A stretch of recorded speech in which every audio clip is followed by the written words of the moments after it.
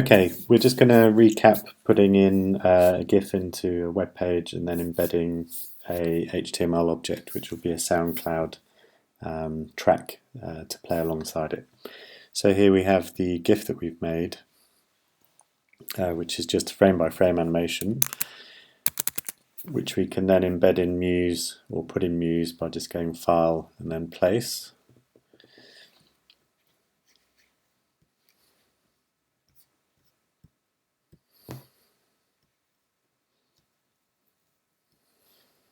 Okay. As we do that, we get a loaded cursor, which we can then drag and drop into place, and you'll see the page goes bigger. Okay, so that's the GIF. It won't play as part of the preview, but it will play if you preview it in the browser. And then we can hop over to SoundCloud. And just, if you've got a SoundCloud account, you can just choose a track or search for a track.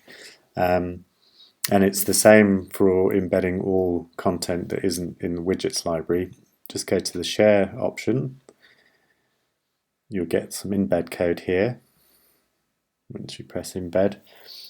And we want to copy everything that's in this little bar here. It's the same, as I said, for YouTube and all other social media type applications. If you scroll down below, you'll see there's a more options drop down, and we can just adjust the size for that embed. So here we're going to go to 300 pixels and enable automatic play. Ordinarily you wouldn't want automatic play to happen because you'd want users to have control, but for our purposes, if we're playing a looping GIF with a soundtrack, if you like, as a kind of artwork, then we'd play automatically. Okay, so just select all that iframe code there and just copy that. Go over to Muse, and we just want to go into the object menu here and then insert HTML. Okay, so if, as I said, if the widget that you want, or you want to embed something and it isn't in the widget library in social, so here you can see we've got YouTube, Vimeo, Twitter, but no SoundCloud, we can use the embed code from the web. So go to Object, Insert HTML, and this little dialog box appears, and we just have to paste that code that we've copied in there and click OK. Okay, and you'll see that that little embed happens like this. Now, for the sake of the homework task, you can show the SoundCloud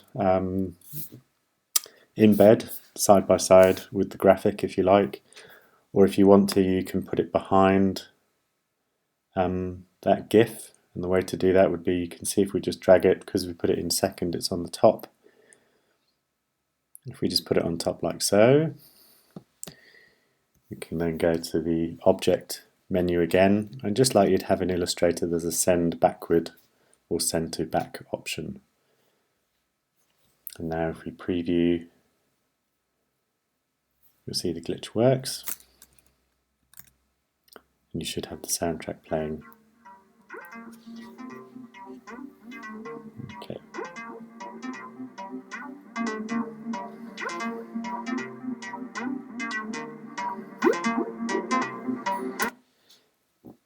And that's it. So once you've done that, you've got your options. I mean, you've got your GIFs. You can make 4 animated works with sound.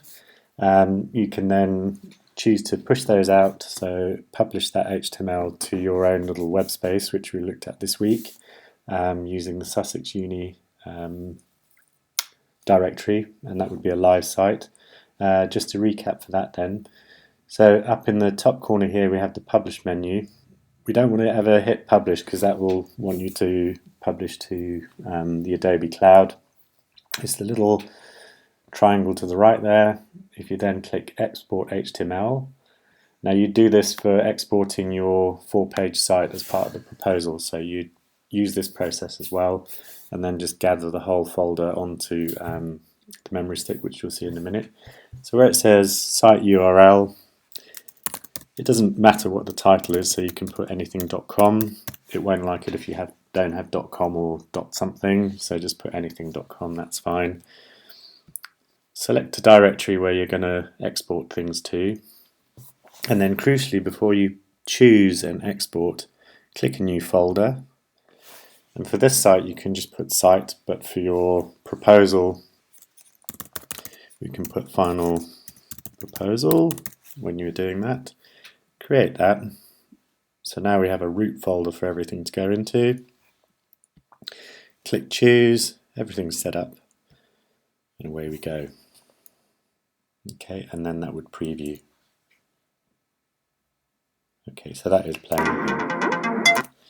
Okay, so what it's exported, you can just have a look. So if I go back to that folder, just so you can see.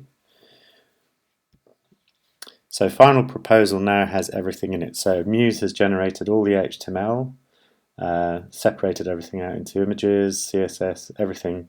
So when you come to hand in your proposal site, publish it to a root folder like this, and then put that whole folder onto a memory stick, and that's an offline site.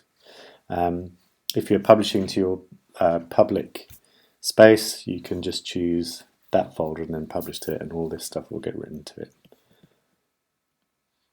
And that's it.